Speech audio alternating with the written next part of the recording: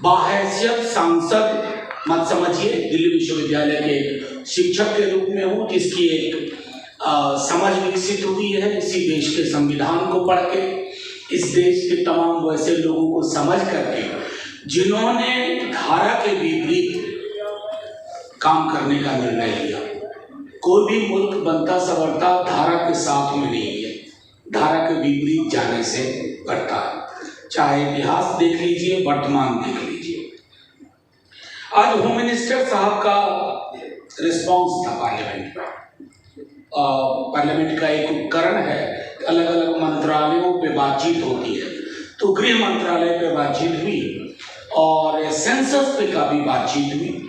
और सेंसस को लेकर के जब आज मैंने माननीय गृह मंत्री जी को सुना तो मुझको उनकी बात से कतई नहीं लगा कि हाल के दिनों में सेंसस की कोई योजना है। और सेंसस की नहीं है, शायद ये भी डर हो कि जैसे ही सेंसस अनाउंस होगा, आप जैसे लोग अलग अलग राज्यों में, हम लोग कास्ट सेंसस की मांग करेंगे तो throw the baby with the bath water, बच्चे के साथ, वो नहाने के पानी के साथ, गुसल के पानी के साथ बच्चे को भी फेंक दो। कास्ट सेंसस क्यों चाहिए आप सब जानते हैं। अभी हाल में मैं एक महत्वपूर्ण शिक्षण संस्थान का नाम नहीं लूंगा, अगर आप सकारात्मक बात कर रहे हैं, कई दफा आपको अकेलेपन का एहसास होगा। मैं कई मंचों में ये बात कह चुका हूं, हमारे कई साथी, आप लोग पॉलिटिकल पार्टी से बहुत भरोसा रखते हैं, उस भरोसे को थोड़ा कम करिए। मैं क्यों कह रहा हूं ये बात? पॉलिटिकल पार्टी को चुनाव लड़ना होता है, वो नफा नुकसान तराजू पे डालती है, और हम वो स्केल डेवलप नहीं कर पाए हैं कि हम ये कहें कि जो हमारे हक की बात करेगा उसको हम तख्त पे बिठाएंगे, जो हमारे हक की बात नहीं करेगा उसको फर्श पे ले आएंगे। वो ताकत तो पैदा करनी होगी, और उसमें पॉलिटिकल पार्टी आपका सहयोग नहीं करेगी। वो ताकत आपको अपने विचार से अलग अलग शहरों में, बहुत मुश्किल है, देश में लड़ाइयां मुश्किल होती जा रही हैं। मैंने अपने बचपने से लेके आज तक इतना धर्मांध समाज नहीं देखा था। धर्मांध, इतना धर्मांध समाज। ये समाज बाबा साहब भीमराव अंबेडकर को अप्रैल के दूसरे सप्ताह में माल्यार्पण कर देगा, लेकिन अंगीकार नहीं करेगा। ये मिसमैच है हमारे सार्वजनिक जीवन का, मिसमैच है, कॉन्ट्रडिक्शन है, विरोधाभास है। और बहुत पहले कई अवसरों पर बाबा साहब भीमराव अंबेडकर इशारा करके गए। हम तमाम लोग अंबेडकराइट हों या ना, अंबेडकर को अगर हम ये मानते हैं कि उन्होंने इमेंसिपेशन का, लिबरेशन का एक मंत्र दिया, एक बात कही, तो ये व्यवहार हमारा विरोधाभासी है। इस व्यवहार को भी मैं सेल्फ क्रिटिसिज्म भी करना चाहता हूं आपके माध्यम से। इस धर्मांध समाज में, रतन ने कहा कुंभ में अगर 40 करोड़ गए तो हर तीसरा व्यक्ति गया है कुंभ। हालांकि ये झूठ ही है, क्योंकि मेरे मोहल्ले से कोई नहीं गया, मेरे गांव से कोई नहीं गया, यानी कि मेरे गांव को वो सैंपल ही नहीं है उसमें। लेकिन अब योगी जी कह रहे हैं तो ठीक ही कह रहे होंगे, आंकड़ा तो है, जाने वालों का आंकड़ा है, मरने वालों का नहीं है। खैर चलिए, उनकी मर्जी। इस धर्मांध समाज में, बल्कि मैं आपको यहां तक कहूं, बाबा साहब भीमराव अंबेडकर को इस तरह का व्हाट्सएप बेस्ड धर्मांध समाज नहीं मिला, जहां झूठ सच को प्रतिदिन हराता हो। उसमें आपकी हमारी लड़ाई मुश्किल होती जा रही है। पॉलिटिकल पार्टीज के अंदर भी, मैं किसी पार्टी का नाम नहीं लूंगा, जब कास्ट सेंसस की बात होती है, जैसे एक छोटा उदाहरण दूं, हालांकि उसके बाद मेरी बड़ी ट्रोलिंग हुई ईडब्ल्यूएस रिजर्वेशन को लेकर। मैंने कुछ बातें रखी थी और आज भी कायम है।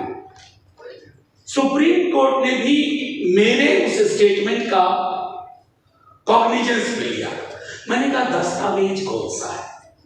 मंडल कमीशन आया तो आपके पास दस्तावेज था।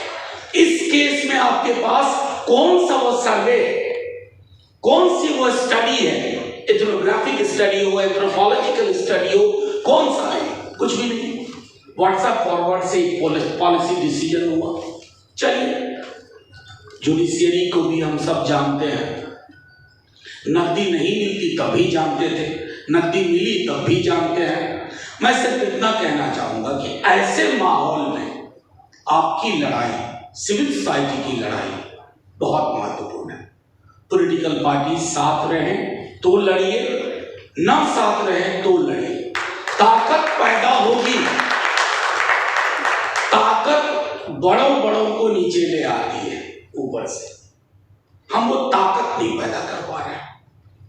इस धर्मांध समाज की जो चुनौतियां हैं, उस चुनौतियों के बरक्स हमारा काम सिर्फ ये नहीं है कि ये जो हिस्सेदारी के सवाल हैं, ये देखिए आज नहीं तो कल हल होने हैं, ये रुक नहीं पाएगा।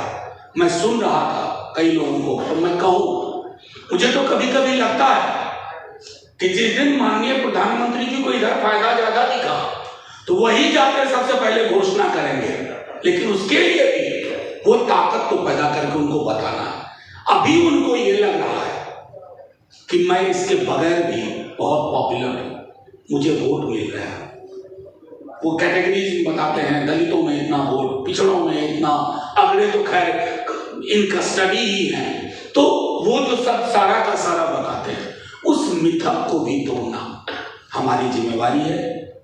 और मैं इसलिए कह रहा हूं, जो बात छूट गई कि जब EWS वाले रिजर्वेशन का मसला आया, उसके बाद कास्ट सेंसस का, बीजेपी के कई सांसद, सेंट्रल हॉल उस समय हुआ करती थी, कहते थे सर ठीक बोला आपने, ये बात हमारे भी दिल में है।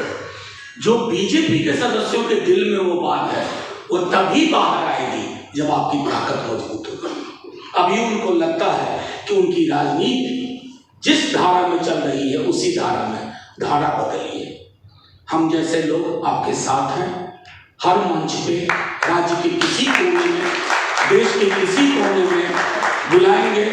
तो इसलिए नहीं कि मैं बहुत बड़ा काम कर रहा हूं, मेरी समझ संविधान की है। मुझे बड़ा दुख होता है कि मेरा सरनेम देख करके कुछ लोग ट्रोल करते हैं और कहते हैं मनुस्मृति को जलाने की बात हो रही है, आप चुप हैं। मैंने कहा ये तो अच्छा को अपने हाथ से नहीं जला रहे हैं। मतलब देश को क्या बना दिया। जिस साल में पैदा हुआ, अपने माता पिता से जब बात होती है, उस तरह के हालात नहीं थे। मैंने उल्टे पांव की ऐसी खूबसूरत यात्रा हमारे देश ने की है। 70 साल में कहते हैं ना, रतन बोल रहा था 70 साल में हम उल्टे पांव की यात्रा पे नहीं थे। कुछ अचीव किए, कुछ नहीं किए, लेकिन अभी तो उल्टे पांव की यात्रा में। और जब पूरा का पूरा समाज पीछे बिना देखे चलता है ना, तो वो गड्ढे में गिरता है। निकालने का काम आपका, हम साथ में हैं। जय हिंद, शुक्रिया। इन सॉलिडारिटी, जय हिंद।